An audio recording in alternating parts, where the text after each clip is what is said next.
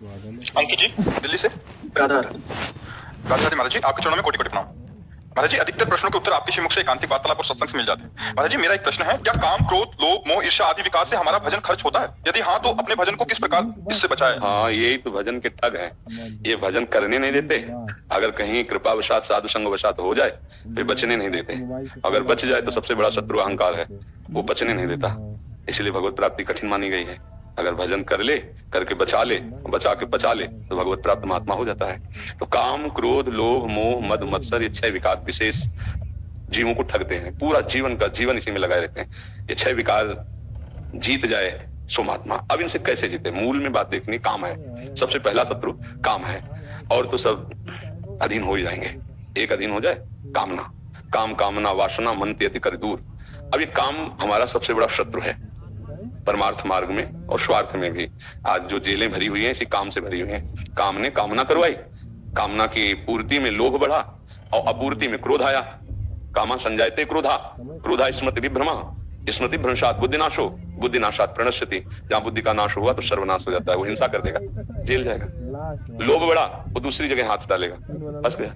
क्योंकि लोभ से भी मूढ़ता आती है और काम से भी मूढ़ता आती है। काम क्रोध को प्रकट करता है और लोभ को भी प्रकट करता है। पूर्ति में लोभ बढ़ता है, बाधा पड़ने पर क्रोध बढ़ता है। तो काम महापापमा, महाशना, बहुत खाने वाला, बहुत पाप करा देने वाला, कभी ना खाने वाला, ऐसा शत्रु है। जैसे हमारे अंदर कामना है कि मैं भोग लूं, तो ऐसा लगता है तृप्ति हो जाएगी, शांति हो जाएगी। लेकिन भगवान कहते नहीं, त्यागात शांतिरंतरम, उस वृत्ति का त्याग कर दो जो आई है, नहीं तो तुम्हें वो नष्ट कर दे।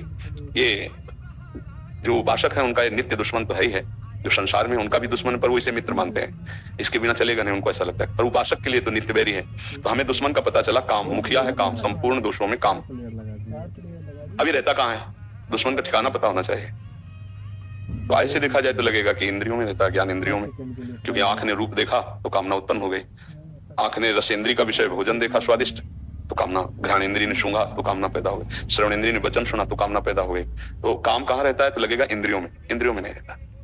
फिर अंदर घुसे तो 5 ज्ञान इंद्रियों को लेकर मन विषयों में विचरण करता है। मुखिया मन है। मन के बिना कोई भी इंद्रिय अनुभव नहीं कर सकती। जैसे हमारा मन कहीं और हो, आप बातचीत कर रहे हो तो हमें सुनाई देते हुए भी नहीं सुनाई देगा। जैसे कह देते अपने लोग, ये दोबारा बोलो जरा, हमने सुना नहीं, पास ही थे क्यों नहीं, वो थोड़ा मन कहीं और था, ऐसे बोल देते हैं। इसीलिए बाण बनाने वाले को दत्तात्रेय जी ने 24 गुरुओं में एक गुरु माना। क्यों, बाण की नोक बना रहा था, इतनी एकाग्रता से मन लगा हुआ था कि श्रवणेंद्रिय होने पर भी राजा की सवारी निकल गई और उसे सुनाई नहीं दिया।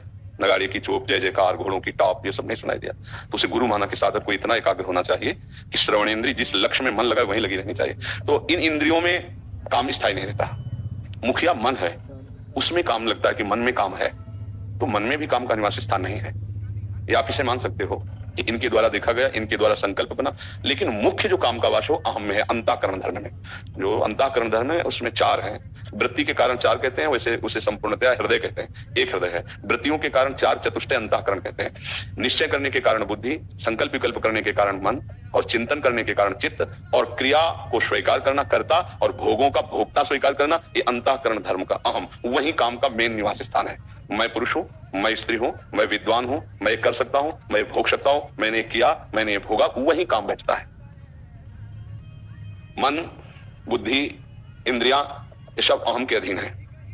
बुद्धि वही निश्चय करेगी जैसा हम चाहेंगे, उसके विपरीत नहीं होंगे। अब हम अपने को आत्मस्वरूप न मानकर अंतःकरण धर्म से युक्त होकर अपने को पुरुष मान लिया। ये गलती हो गई है। ये माया से भ्रम हो गया। ये इंद्रियां, ये मन प्रकृति के हैं, प्रकृति में आकर्षित हो रहे हैं। मना कष्टान इंद्रियां प्रकृति स्थान कर सकती। और आप ममैवांशो जीवलोके जीवभूता सनातना, आप सनातन भगवान के सनातन अंश हैं। आपके हृदय में ये जो अहम स्थित हो गया है कि मैं पुरुष हूं, यही करता भोक्ता भाव, इसी में काम रहता है। अब पता चला अहम रूपी महल में काम रहता है। सारे दोष यही रहते हैं अहम में। अहम गलित हो जाए अर्थात अहम की बिल्डिंग गिर जाए तो हर चोर भाग जाएगा। तो इसके 2 भाव हैं गिराने के, एक ज्ञान योग के द्वारा और एक भक्ति योग के द्वारा। भक्ति योग में अहम को गुरुदेव के चरणों में समर्पित कर देते हैं, आराध्य देव के चरणों में समर्पित कर देते हैं। अब जो ये कहें करें हम सोई, आयस लिए चले निज दासी, मन क्रम वचन त्रिशुद्ध सकल मत, हम श्री हरिवंश उपासी। मेरे गुरुदेव जो आदेश करके साधना व्यवहार बताया उसके अनुसार मैं चलूंगा। मैं गुरुदेव के चरणों का बिका हुआ दास हूं, कृतोहम। ये भक्ति और ज्ञान गुरुदेव के चरणों की उपासना से प्रकट हुए विवेक की तीखी धार से स्थूल सूक्ष्म कारण तीनों शरीरों से जो मैं रहित हूं, उसका जब शुद्ध मैं का, जिसके आगे कोई उपाधि नहीं, शायद आप समझ पाए ना, कोई उपाधि नहीं है। जितनी भी उपाधियां, जितने भी पद हैं, जितनी भी स्वीकृति, वो सब प्राकृतिक है। मैं विद्वान हूं, मैं धनवान हूं, मैं ज्ञानी हूं, मैं अमुक हूं, मैं अमुक हूं। जहां मैं के साथ कुछ लगता है वो माया होती है। शुद्ध मय में माया का प्रवेश, वो मेरा स्वरूप है।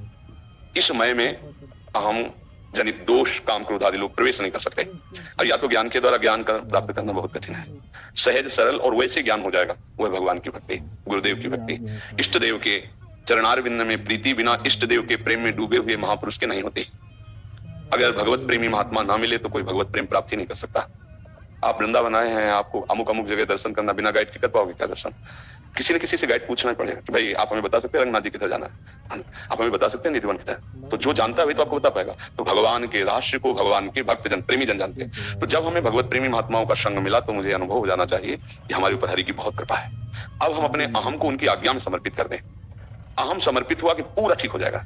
जैसे ट्रैक्टर और टाली का संबंध करने वाला होता है ना बीच में, तो ऐसे ही प्रकृति का और हमारा जो गठबंधन हो गया, यद्यपि मिथ्या है, हुआ ही नहीं, पर जो अनुभव हो रहा है वो अहंकार, संस्कृति मूल शूल प्रदनाना सकल शोक दायक अभिमाना, ये अहम देहाभिमान, मैं स्त्री मैं पुरुष मैं विद्या रूप महत्व कुल धन जौवन अभिमान, ये में फंसा लिए, इसी में विकार रहते हैं। तो अहम भक्ति से गलित हो जाए या ज्ञान के द्वारा त्याग दिया जाए, तभी निर्विकार हुआ जा सकता है, दूसरा कोई उपाय नहीं। ये दान पुण्य तीर्थ स्नान इनसे नहीं दूर होने, प्रवचन सुनना प्रवचन करना इससे दूर नहीं होता, नहीं, ये होता है गुरुजनों की चरणों की उपासना से। जब भरत जी ने जब रघुगण को उपदेश किया तो उन्होंने कहा किस साधन से ब्रह्मबोध प्राप्त होगा? शुद्ध ज्ञान या भगवत प्रेम। तो उनका रघुगणित तपसा न याति न चेत्या न निरूपणात् गृहाद्वा न छंदसा न जलाग्नि सूर्यो, बिना महत्पाद रजो अभिषेकम, बिना महापुरुषों की चरण रज से अभिषिक्त हुए अर्थात उनकी आज्ञा में रहे, कोई इस ब्रह्मबोध को नहीं प्राप्त कर सकता, न भगवत प्रेम को प्राप्त कर सकता है। जहां अहम गलित हुआ, दैन्यता आई भक्ति मार्ग, तहां सारे विकार खत्म हो जाते हैं। शुष्क और कठोर हृदय में काम का अधिकार होता है, द्रवित निर्मल हृदय में भक्ति का अधिकार, प्रेम का अधिकार होता है, वहां भगवान प्रकाशित हो जाते हैं। काम क्रोध मदमान न मोहा, लोभ न क्षोभ राग नहीं द्रोहा, जिनके कपट दंभ नहीं माया, तिनके हृदय बशहु रघुराया। जिनके हृदय से काम क्रोध मद लोभ मद ये सब राग द्वेष मात्सर्य सब नष्ट हो गए भगवान के भजन के प्रताप से, गुरु की शरणागति के पर उनके हृदय में भगवान प्रकाशित हो जाते हैं। एक बार भगवदानंद स्फुरित हुआ, अब जीवन में कभी इनका प्रवेश नहीं होगा। ऊसर बरसे तृण नहीं जामा, संत हृदय जी में उपज न कामा, कोई कामना उसके हृदय में नहीं रह जाती। बस समझ पा रहे हो आप? इस शुद्ध अध्यात्म की चर्चा। महर्षि स्वामी जी से भी एक ऐसा ही प्रश्न हुआ था, उसके उत्तर में थोड़ा सा हमें लग रहा है कि एक बार आपसे समझना जरूरी है। महर्षि स्वामी जी से किसी साधक ने प्रश्न किया, काम वृत्ति का नाश कैसे हो? स्वामी जी बोल रहे हैं शरीर के साथ अपना संबंध मानने से ही काम वृत्ति पैदा होती है। समझ रहे? देहाभिमान किसे कहते हैं? देहाभिमान शरीर के साथ संबंध मानने से। हमारा स्वरूप सत्ता मात्र है, सत्ता मात्र की तरफ वृत्ति रहने से काम वृत्ति का नाश हो जाता है। हाँ, सत्ता का समझ रहे हो? इसमें कोई उपाधि नहीं, जो मैं है वो शुद्ध ब्रह्म है, और मैं अमुक हूँ ये प्रकृति जन्य संबंध है। अपने स्वरूप, ये ज्ञान मार्ग से उत्तर हो रहा है, ये अपने स्वरूप का बोध जिसे कि मैं शरीर नहीं हूँ, जितनी भोग वासनाएं हैं ये सब इंद्रियों के अंदर है, मन के अंदर है, और मैं इनका साक्षी हूँ, मैं इनका दृष्टा हूँ, मैं कोई स्त्री या पुरुष नहीं हूँ, मैं आकर्षित होकर इन इंद्रियों के विलास में फंसने वाला नहीं, वो इंद्रियों को अपने शासन में ले, क्योंकि बिना अनुमति के कुछ नहीं हो सकता। अनुमति जब दस्तखत हो जाते तभी सब काम होता है। जब ये स्वीकृति होगी हाँ मैं भोगूंगा, अब सारा प्रोसेस मन कर देगा, सारी व्यवस्था बना देगा। और आपने हट कर लिया नहीं, बुद्धि के निश्चय में डाल दिया नहीं, अब परास्त नहीं कर पाएगा। पर ये नहीं कब आएगा? जब अपने को हम देहाभिमान युक्त नहीं देखेंगे। पुरुष हूं अगर ये है तो आकर्षण है, भोग भोगना पड़ेगा।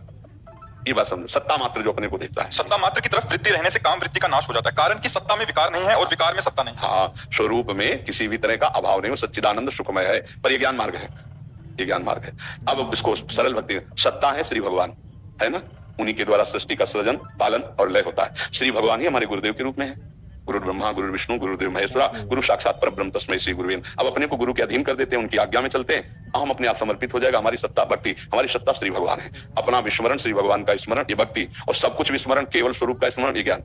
अपने आप से अपने आप को पाना ये बड़ा कठिन, ज्ञान का साधन बहुत कठिन साधन है, और उसमें गिरने में देर नहीं लगता, कोई पकड़ने वाला नहीं है। और भक्ति के साधन बहुत सरल हैं, पर इसमें भगवान का विशेष कृपा प्रसाद रहता है। करो सदा तिनके रखवारी, जिन बालक राखे महतारी, भगवान ऐसे रख। इसलिए मुझे सहज सरल भाव से अपना अहम गुरुदेव की आज्ञा में समर्पित कर दें। गुरुदेव की आज्ञा शास्त्र सम्मत आज्ञा, संत आज्ञा, वो आपको निर्विकार कर देगी। निरंतर नाम जप करते हुए, सदाचरण करते हुए भगवान को समर्पित हो जाए। सदाचरण ये तो सर्वाणि कर्माणि, समस्त कर्म भगवान के चरणों में समर्पित हुए नाम जब चल रहा है, गुरु आज्ञा से कोई